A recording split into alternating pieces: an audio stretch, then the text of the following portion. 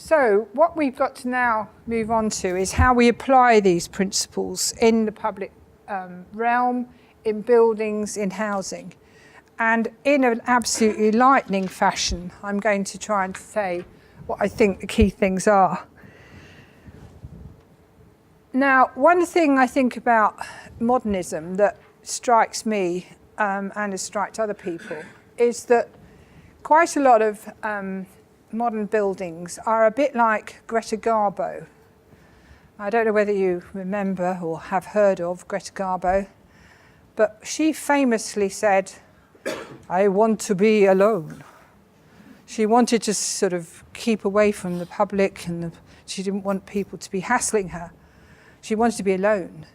And I think quite a lot of modern buildings are a bit like Greta Garbo. They want to be alone. They don't really want to be connected to each other. And they get quite grumpy when they are. Perhaps that's why Hellman drew these with grumpy faces. And the person in the middle is the one that's sort of having to make the connections. We're still doing quite a lot of that kind of thing happening, where a building gets built and then a bit later on another one gets built, and the sort of connections between them don't quite work.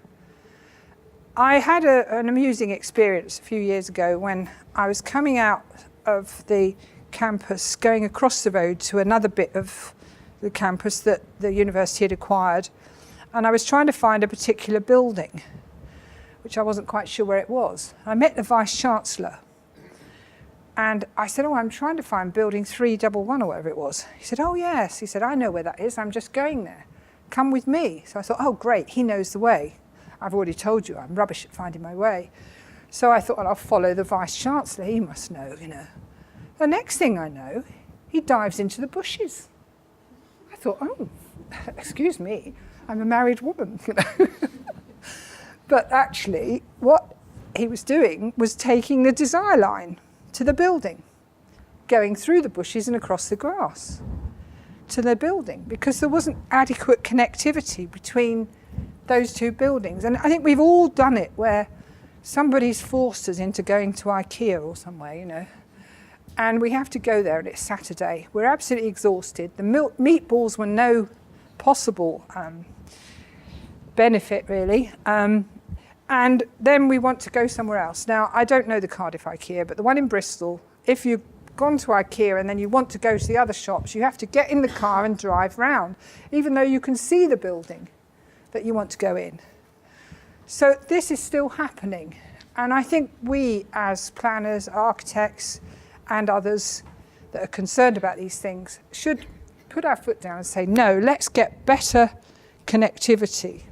Let's mind the gap. Because that's often the problem area for many people. And it's frustrating and irritating for everyone. And we've also got the difficulty that quite a lot of housing areas and other areas are still being influenced by the kind of highway planning that happened in the 60s. Professor Colin Buchanan died a few years ago, that's his obituary there. He is probably not very well remembered for some of the things he said about the environmental consequences of allowing traffic to continue to grow. We're all experiencing that now, aren't we, really? He wasn't really remembered for that, but he was remembered for his suggestion about how to split traffic up into different categories, the primary route, the secondary route, and then the access roads. And you can go all over the place and see developments still that are being laid out in this form. And our dear friends, highway officers, we got any highway officers here? No, no one's going to be saying they are. Maybe there are one or two. But, you know, you're lovely guys. I'm not saying you're not. But there is a tendency to still think in this mindset. And actually, I think things have really moved on. And what you get as a consequence of this kind of development is roads going around the edge, houses looking inwards, very complicated networks of roads that are really hard to find your way. I often sort of wonder, you know, how little Johnny who wants to go play with little Freddie and how it might work out, you know. And certainly they wouldn't be able to do it on their own because it's just too complicated. And of course, the consequence of so many of these schemes is lots of wasteland, space left over after planning, slope. And you get the sort of situations like these ladies walking through some kind of wasteland, you know. Sorry. And not only are they walking through a wasteland to get somewhere, but they're also walking through a wasteland where their style of walking is like this. They go along like that, and then suddenly they turn at right angles and walk through that way, because nobody's thought about how people actually walk. And very few people do walk at right angles. And, you know, it's weird, but they don't, you know. And in fact, you can go to so many different places and spot. I'm a bit weird, really, so I go and look at things and I see these strange paths that people have carved out.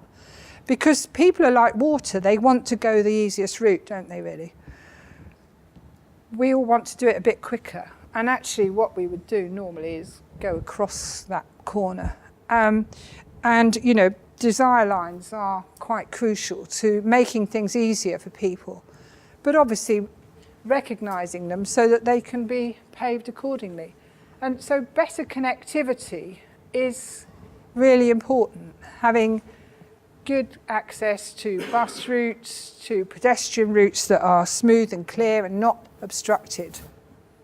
So, mind the gap, big message. Create legible places. I quite like this shot because it reminds me to say something about how the historic environment can enhance our well-being, going back to your point earlier, lady over there. Here you've got this building which is called the Icon Gallery in Birmingham, the red brick one. And the buildings around it are actually quite ordinary and fairly bland. But they have been designed as background buildings with a recognition that this building is going to be the one that shouts. And sometimes it's about recognising which buildings are going to be the ones that shout, to say, here I am, this is the landmark, this is the point that will enable you to identify where you are. And this building is, I think the other buildings have been neatly proposed around that building to enable it to be a landmark building. And I think that's quite good master planning. Incidentally, if you're in Birmingham, I believe that the interior has been finished in quite a classy way, with lots of glazing, lots of interesting staircase designs. But it was done with very close cooperation with disabled people in Birmingham, and I understand it works very well, even though it has got an extremely smart, cool-looking interior. I haven't been back to check that point, but maybe you could do it. So landmarks are so important. This is an area in Portishead, not far outside Bristol, and you can see these ladies standing on posts that has been added as a kind of piece of public art, but it's also acting as a landmark. So I know for a fact that young people with kids say to each other, "Oh, meet you by the ladies," because that's a place that they can recognise within a big new area of housing, huge new area of housing development. So landmarks can be so crucial to not just help people find their way, but in order to foster things like connections with people, community. These are all parts of what makes for an inclusive environment. Foster a safe environment. Nobody will use places if they're not safe. The crucial aspect here, of course, is the motor vehicle. I mentioned when I showed you the picture of my granddaughter how concerned I was about children's lack of freedom. The motor car has been massive in affecting that freedom that children had to roam. I think it's the American Constitution that talks about man's right to roam. I don't think it mentions women and kids, but let's assume that it does for the moment. And I think we do have a kind of right to roam in a way. A right to roam abroad in the land, I think is what it actually says in the American Constitution. And I do think that that is something we are restricting through traffic.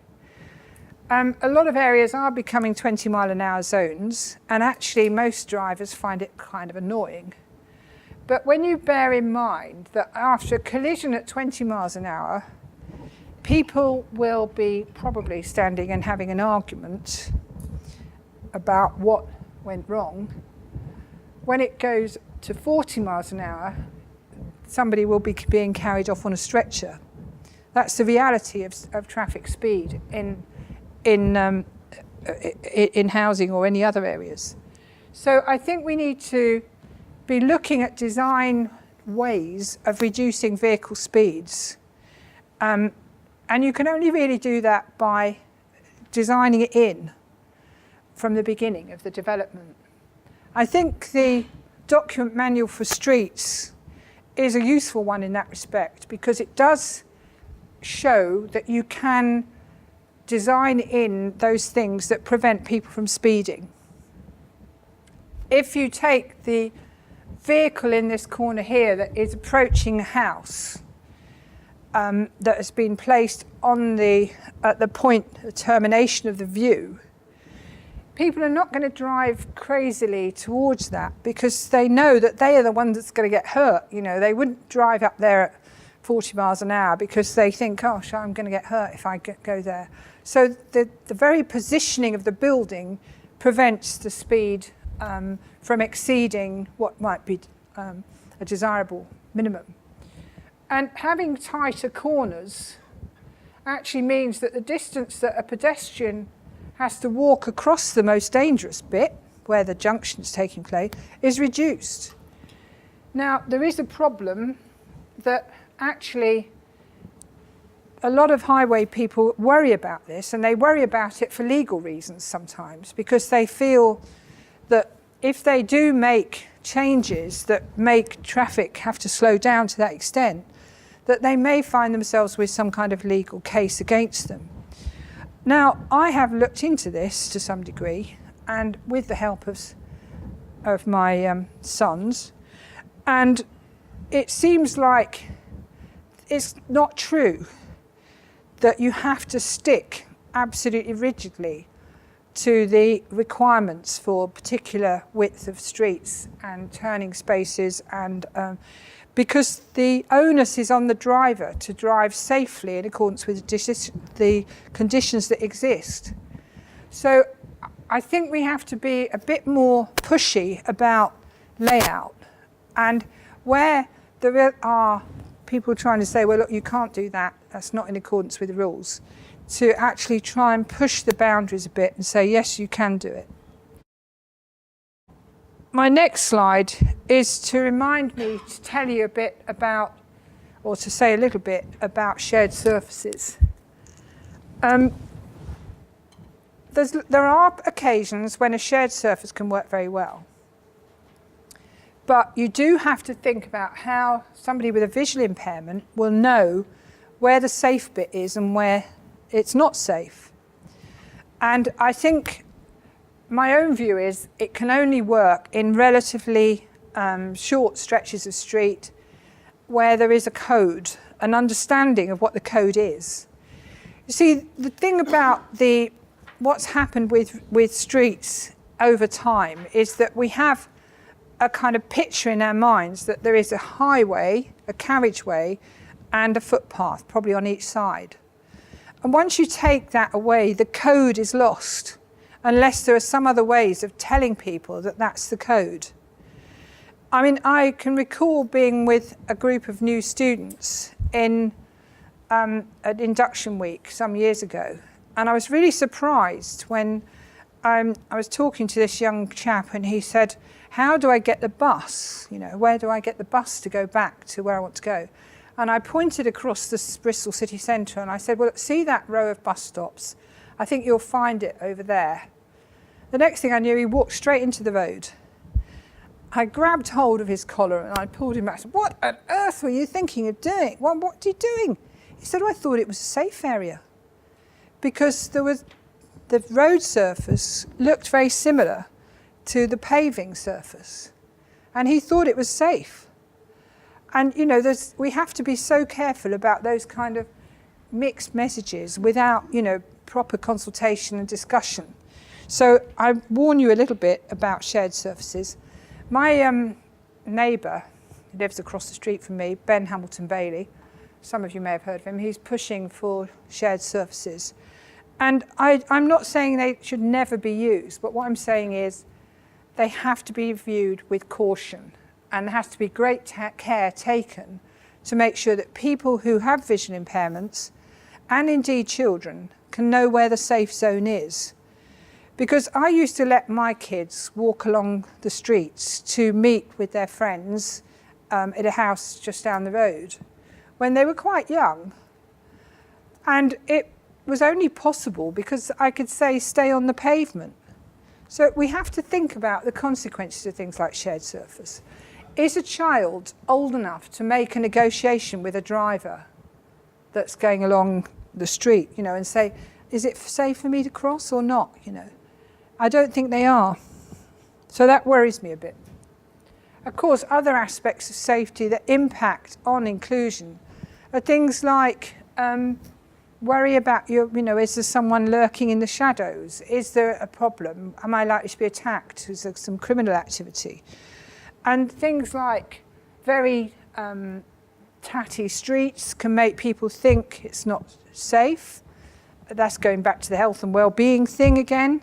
Poor maintenance, even the amount of litter on the ground can make people think it's not safe. So we have to think about how comfortable people feel. And if there aren't very many active frontages, this is a relatively new area on the South Bank in London. Again, it seems to be silver. You can't tell where you're going, where you can get to safety. And that is a cause for concern. You need to strive for quality in the public realm.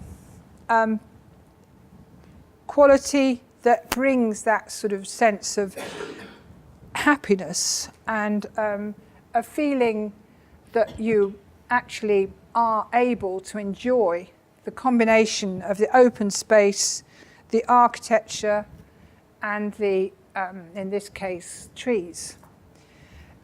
There's some seating there that can be used by a range of people. And what a lot of people are doing is watching skateboarders that hang out there, you know. And I include that to remind myself that when we're talking about inclusion, we're talking about including everybody. We're not just talking about the people we want to be there. We're talking about everyone. And possibly the cathedral, which is just on the other side of this picture, the cathedral, we're not terribly happy about these young kids gathering there and skateboarding, because they said when they were having services there was a sort of clang, clang, clang, you know, the noise that skateboards make, and it wasn't terribly pleasant. Then I'm proud to say one of my students who was doing a dissertation on the public realm, and particularly on young people in the public realm, got involved in this and negotiated with the skateboarders, the cathedral, and the council house to try and work out how they could come to an agreement about how the space was used. And in fact, they kind of negotiated and got it worked out, and the skateboarders agreed that they wouldn't go and skateboard right near the door of the cathedral. And that rule seems to have carried on for many years. So you can accommodate everybody. You know, the skateboarder has got as much right to be there as the guy in the wheelchair or the person with a baby buggy or whatever. We have to accommodate everybody. And we have to think about what aspects of public space make for high quality. So when we come to street design, thinking about street as a place, you probably can't see that very well. So I'll just say a couple of things that I think are important. That the four-dimensional urban design is important.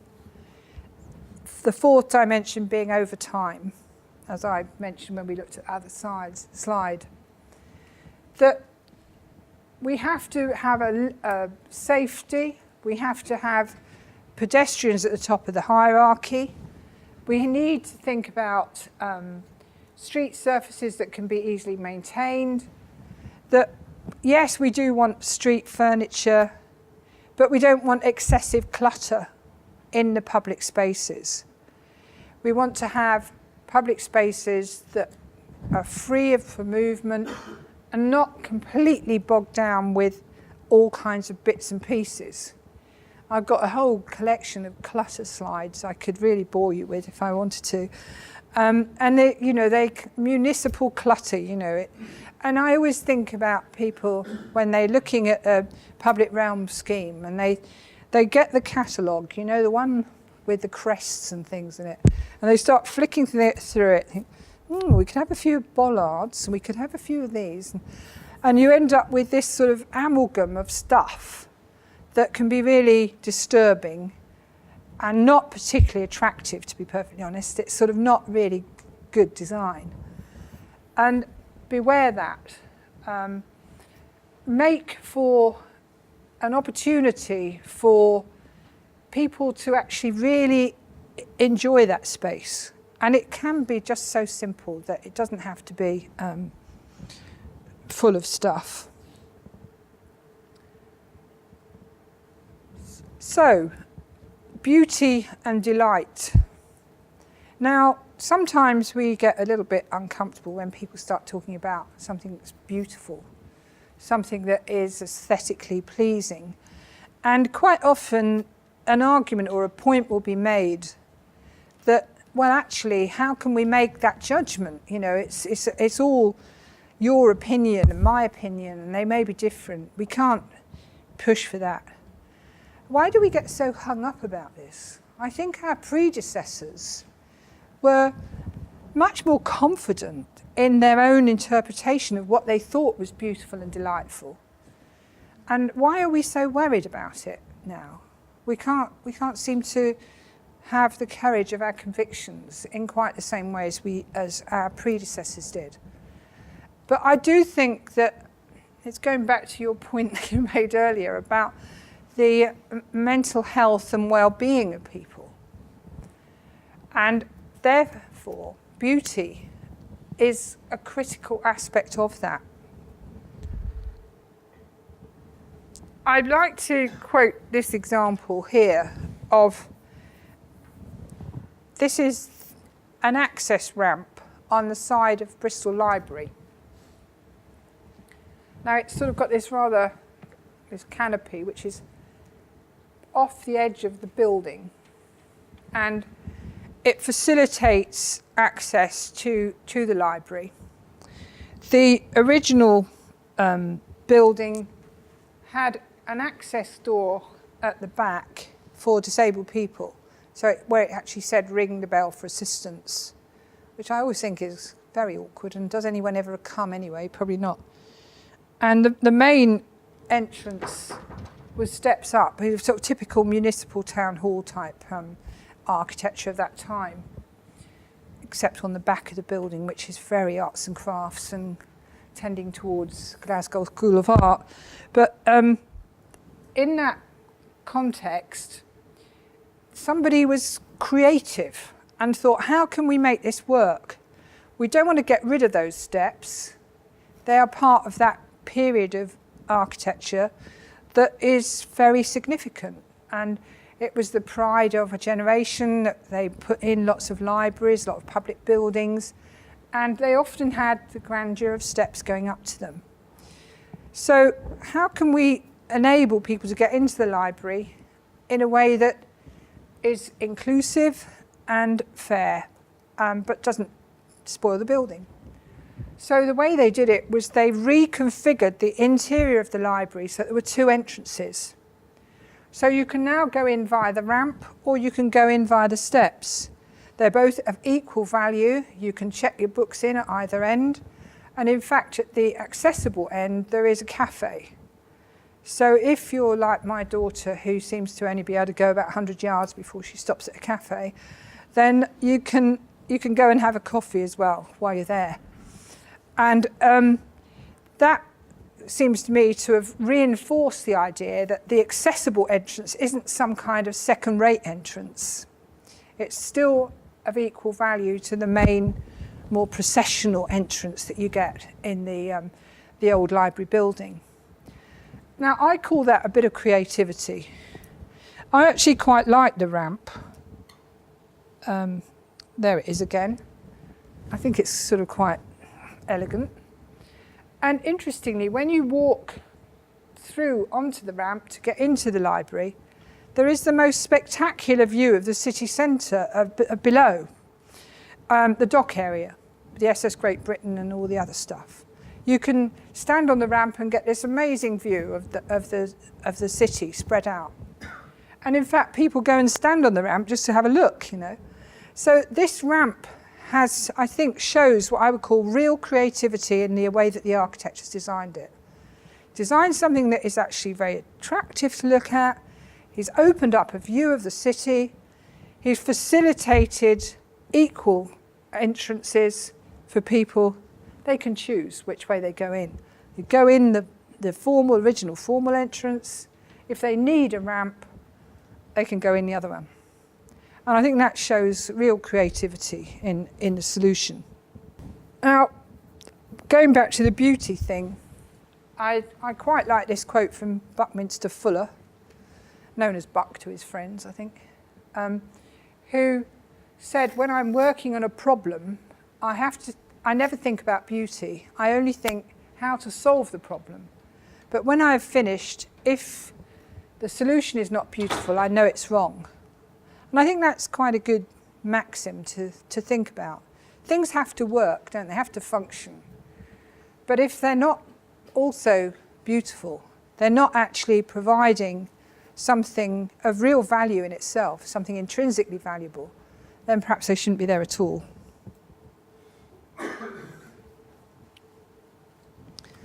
I think the other big thing is this adaptability over time, which I've probably already laboured quite a bit in relation to materials. But I'd also mention it in relation to things like lifetime homes. This is one of the original drawings from the lifetime homes criteria for housing that was originally worked on with the Joseph Rowntree Foundation. And the gist of this is, let's make homes more adaptable so that people can stay in them. And there is in the handout a bit more explanation of this, and you can look it up for yourself if you don't know anything about it. But the gist of it is, let's enable people to stay in their own homes as long as they possibly can. If they become ill, or if they become elderly and they become disabled as they get older, let's make the opportunity for people to stay in their own homes as long as they possibly can by design. And a lot of it doesn't cost a lot of money. It's things like having a downstairs loo that can be easily provided with a shower or washing facilities if necessary. It's about having walls that are strong enough to take a stair lift or an internal lift if need be. It's about thinking about how people get from parking spaces to the house and how they can move in and out of the house more easily. So it's not rocket science, it's just basic common sense really about how to make a home that can be used over time. I mentioned about my own mother when she became very ill and elderly and she eventually died. The fact that there was a downstairs loo meant that she didn't have to go into hospital at the end of her life or into a hospice. Now that is really significant for people, to have that opportunity to stay in their own homes with their families, with their people they love and all that, is absolutely crucial to end-of-life care. And of course the cost is so much less for the state. So making places that work over time. Poor quality construction can make a place inaccessible. ask the question about how things are going to work after exposure to the elements.